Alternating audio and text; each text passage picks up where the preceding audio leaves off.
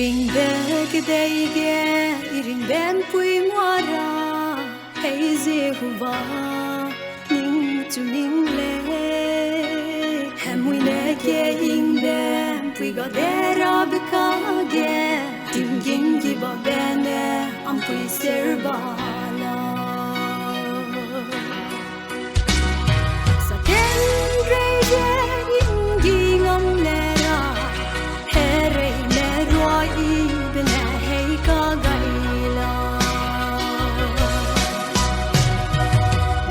sang awang ning da yerikine ihung lang ramze ning da yebang dei ko benze onyel kan si berwaya luai be mai gaze tuaze mamele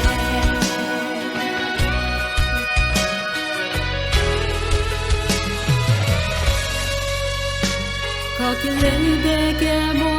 le peloram gungze iden deve ke aranga aran side namlak le ramge so ramge itsang malta nai ram zo ze heli wang na le be roge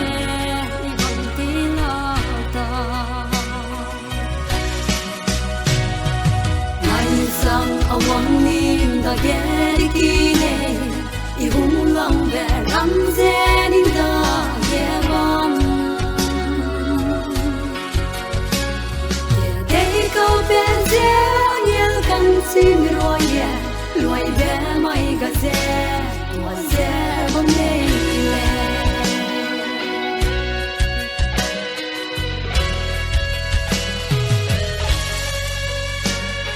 KERINGBE ting dui bege hei iswa ning pi tai ge ibang lei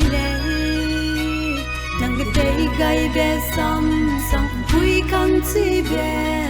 ke dei sui gu swa di yu nei le ipak beri tinga de zaine ning da ye dikira atsuzula sang awang ning da ye dikine ihung lang ramze ning da yebang dei ko benze onyel kan sin roye luai be mai gaze tuaze bonele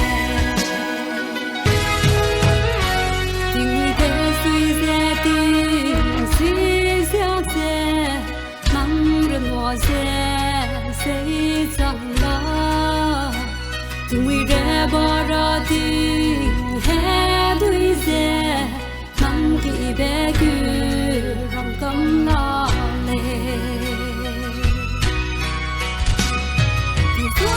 mo se nai min di ba be mangi begu po bam le